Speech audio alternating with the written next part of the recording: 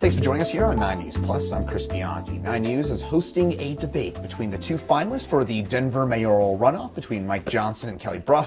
The debate coming up on Tuesday, May the 16th. The Denver mayoral runoff will take place on Tuesday, June 6th. The debate will begin at 7 p.m. and it'll air in full on KTVD, Channel 20, 9 News Plus, and on 9news.com. It'll be moderated by Cal Clark, Anusha Roy, and Marshall Zellinger, who joins us now for a bit more about this. Marshall, thanks for taking the time to join us here. Of course. Anything for you, Chris Bianchi. Stop. Well, let's start things off with, are you happy or are you sad to not have an 11-person debate this time? I have found that writing debate questions is surprisingly easier now that there are just two candidates, and that we've gone through this two other times. There was a lot of angst in trying to research some candidates that weren't widely known, to come up with very specific, pointed questions that would help a voter make a decision. So I am not disappointed there are not 11. Double negative, but we'll take that as a positive. I guess, Marshall, when it comes to maybe the debate overall, give us a bit of a top-line overview. There's not a ton, based on what I know at this point, in terms of some of those main issues when it comes to, they both want to hire more cops, they both want to expand the STAR program, they're both against rent control, both want to enforce the city's camping ban, though in different ways. Right. Where do you hope to find some daylight between Kelly Brough and Mike Johnston? On those topics, really. Okay. Because it's easy to say, well, I do this, and then the other person says, well, I want to do that too. But how? It's the how. And a lot of it deals with being the political reporter. A lot of it's money-based. So, okay, you can do certain things. Well, if it can be done, how come the current administration isn't doing it? What are you going to do different? And if it can be done, and you want to do this, okay, now we're talking about you're going to move money or use money. Where's it move from and to and all that stuff. So, I mean, that's typical of any kind of question about, I want to do something as the new person. Okay, great. What was wrong? Why didn't the old person figure it out? Or the prior person, I should say. And what's the grand scheme that you have that they don't? Or when finding daylight is, if they agree on something, well, why do you think your plan works and theirs doesn't? Like things like that, where you start to try to figure out if they can perhaps pick apart the other person's plan. Speaking of which, should have said this earlier, but Kelly Brough, more the maybe true centrist mold, kind of ran a bit of a center-right campaign in the lead-up to the runoff, or I should say when it was a jungle primary. When it comes to Mike Johnston, more the kind of center-left sort of candidate, and I say that to say it's technically a nonpartisan race. Where do you think that one or the other may be the favorite right now? And the reason I say that is, could we expect some fireworks coming? I don't subscribe to the favorites game or the front-runner game, just because I picture it for a sports analogy. I used to believe in college football, at the beginning of the year, you would hear people say, the Heisman hopeful is, or this is the leading. No, everyone's 0 for 0 for 0 yards. Like, there's no leader. And then you start to get stats, and then you know. Well, I mean, the only stat we have is the general election, and to an extent our poll that we did when there were multiple, the dozen candidates. So you could look at money. The people supporting Mike Johnston are pouring much more money into the race, giving Mike Johnston's campaign and visibility more edge. And you look at the results. Kelly Brough, if this would have gone on for another day or two, maybe Lisa Calderon would have caught Kelly Brough. Mike Johnston was at 24%, and Kelly Brough at 20%. We're not talking big numbers there, but that's all I can base off of. And a lot's changed in the last month. And perhaps another 3 weeks before actual election day. You're looking for a direct answer from me, and I've danced around it enough, I think. All right, well, I guess you're the one who might be seeing some of that perhaps here on Tuesday night as well. I guess what's interesting to me, you mentioned Johnston comes away with 24%. I think Kelly Brough comes away with 20%, only 39% turnout in the primary. With no true progressive in the runoff, and you had Lisa Calderon at 18%, Leslie Herod at 11%, I think Debbie Ortega 4 or 5%. You've got a pretty good block of progressive votes that are up for grabs. Where do you think both these candidates may cater to that side of the aisle? Well, you know, we've already seen a few of the candidates who are no longer in the race endorse. Like Mike Johnston, for instance, had Leslie Herod endorsement. And then there was an event last week with like Ian Thomas Tafoya endorsing. It's things like that people who voted for them may say, okay, there is my candidate. I will go with them to that side. Lisa Calderon was not too far away from making the runoff, and so there are Lisa Calderon supporters that are probably looking to her for guidance. And again, in transparency, we're recording this on Monday, and on Tuesday, by the time you watch this, Lisa Calderon will have made an announcement. On Tuesday morning, she's going to tell us, the public, if she has picked one of the candidates to endorse or chooses to say, I don't choose either of them. She met with them last week, and there is a scorecard that her and a group of they call it the Latino mayoral agenda scorecard. And I know she met with the two candidates with a Latino group on Friday, I believe, and they've broken down this scorecard based on economic justice, education equity, leadership culture, gentrification and displacement, public safety, health and well-being, and immigration. And at the bottom, there's a total score. So there's some green on one, you know, if they are supportive of what that candidate is saying, it's shaded green. It's yellow if it's kind of iffy. Actually, there is no yellow. It's either green or red. The red clearly is this person failed our test on this topic. I don't know. I mean, the score is out of 100. It's 74 for Mike Johnston, 66 for Kelly Brough, and they both did not do well in the public safety area. I shouldn't say both. Kelly Brough had 6 of.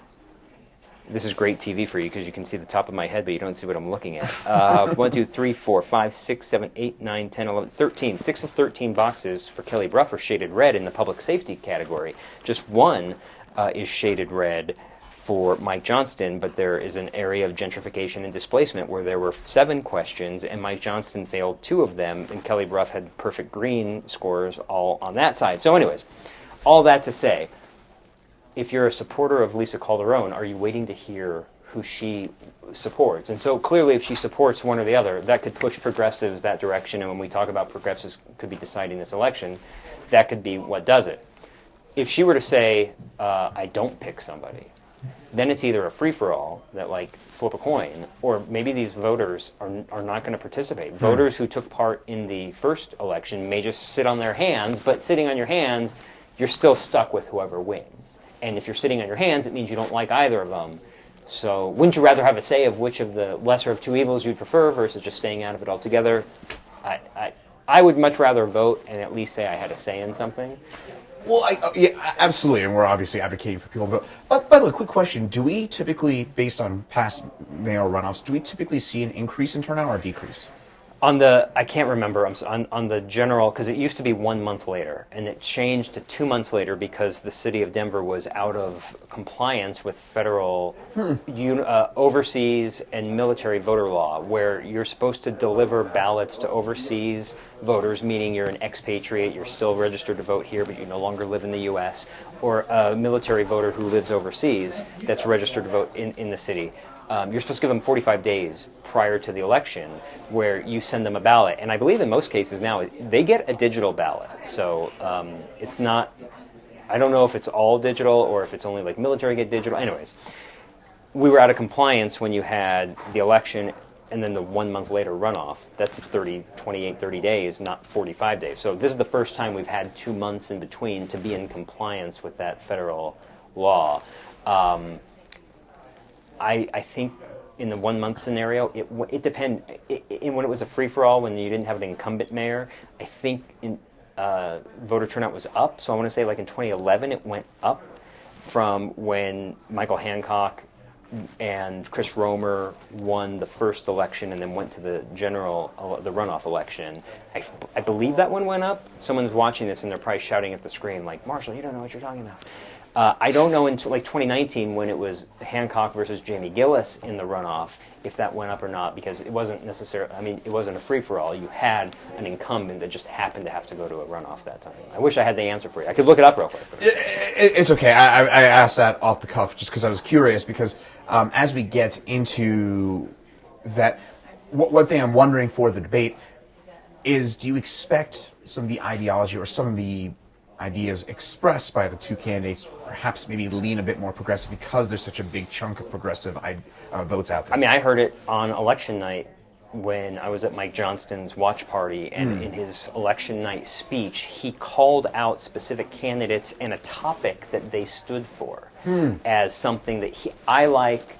What, and I'm drawing a blank. Clear. I liked what Terrence Roberts had to say about social justice, and I like what Leslie Herod had to say on, I feel like it was public safety or something like that. And so he started name dropping in the moment. And so I even asked him afterwards, like, was that your way of reaching out to their voters to try to get them on your side? And I wish I remembered the exact answer, but I mean, clearly you're doing it to get the attention of people who weren't supportive of you, maybe they don't know you, and now this is your way of saying, hey, I can be your friend, I'm on your side. Interesting. So I guess we'll find that out. You alluded to this earlier. When it comes to maybe some of the more specific discussion points, perhaps one where there is a bit of daylight is the camping ban, and how I think Kelly Brough and Mike Johnston have slightly different ways about how that may be enforced. Both candidates, to be clear, endorse the campaign ban, the camping ban being fully enforced, but different ways about going about it. Is that one area that we may see some of that daylight between the two candidates? I mean, if in a previous answer, Kelly Brough had said ultimately that if someone was refusing the services of the city, that she would forcibly arrest if need be. Mike Johnston had not said that, but I remember reading something where arrest was like on the table. Because if they're not listening to you, and we'd asked this in a previous debate, like, oh, just not obeying the mayor, is that enough to be arrested? But if it's something in the books, like living on the street, the camping ban, you're not allowed to stay for an extended period of time in certain spots. Like is that's what you're going to forcibly arrest someone for? We had heard that previously from Brough. We hadn't heard the forcibly part from Johnston. So yes, if we're gonna see any perhaps nuance that they may point out about each other, it could be on that topic. I guess from a broad perspective, for viewers out there who are going to be watching the debate, maybe this is the first one, they're tuning in for the first time, what do you think are the things, as a viewer at home who's maybe completely open-minded to the two candidates, what should viewers be watching for on Tuesday night? Issues that matter to them. How someone answers the question, and if they're actually answering it, if they're pivoting around. I mean, it's one thing to give talking points, but you can still give talking points and answer the question that we're seeking, because we ask pointed questions that are supposed to educate a voter about this candidate that we're asking the question about. And so if they don't want to give a good answer, and both have been pretty open. I mean, Kelly Brough in previous debates has been pretty open and honest in her direct answer. I feel like maybe a follow-up or two had been necessary. Same with Mike Johnston. He gives you the answer. It's rare that we've had to like prod for, hey, you completely diverted from the question. I'll give an example. Thomas Wolfe, I asked two different questions where it's like, well, you talked for 60 seconds, but you didn't answer the question. I'll give you 5 more seconds. Like that kind of thing. We're not going to see that from the two of them, but I just hone in on the topics that interest you. And if you care about how they answer the question and you want to have that ear for, did I just get fed a bunch of BS or was that authentic? Like, I look for that too. Okay. So watch, of course, with the ideals, and then after that, how they're answering the question to make sure that they're genuine, perhaps, too, about what that point is. Any final things we should watch for here, Marshall? No, I mean, the ballots go out today, on Monday, when we're recording this. You could have them in your hands by the time you're watching this and by the time the debate is happening, and just vote. Vote. I would say vote. I now subscribe to getting it in early so that we have results earlier than when I say early, any ballots that are dropped by Sunday, June 4th should be counted and ready to hit total at 7 p.m. on Tuesday, June 6th. And last election in April, I want to say it was 40 some odd % turned in their ballots the day of. or the last 2 days, or the last couple hours. There was a high number the last couple hours, and I was one of them. I dropped mine and my wife's off after my live shot at 6 p.m. on Tuesday of Election Day. So people like me caused the results to be delayed. But also, we live in this world where, like, shouldn't we have a clerk's office that knows, okay, most people are turning it in the day of, let's figure it out so that we can get results faster. Thank you for coming to my TED Talk. The dinner break. But I will say, things can sometimes come up in between when ballots come out and the day of. And as much as I have just said, vote a little early, you may also want to hold on to your ballot, because maybe you're going to learn something in the last 7 to 10 to 14 days that if you're really on the fence, it may make the difference. And you don't want to have voted and say, man, I wish I could have that back. But maybe turn it in before Friday or Saturday, the weekend before the election. All right, so there you have it. The primer here from Marshall Zellner, who's going to be moderating the debate on Tuesday night. It's at 7 p.m. So again, if you have not made up your mind on who you're going to vote for, or even if you have, you should tune on in 7 p.m. KTVD Channel 20 right here on 9 News Plus, and also on 9news.com. Marshall, Anusha, and Kyle Clark are going to be Anusha Roy and Kyle Clark will be moderating the debate, as I mentioned, at 7 p.m. coming up on Tuesday night. Marshall, thanks so much for joining us here today. Thanks, Chris. Appreciate it.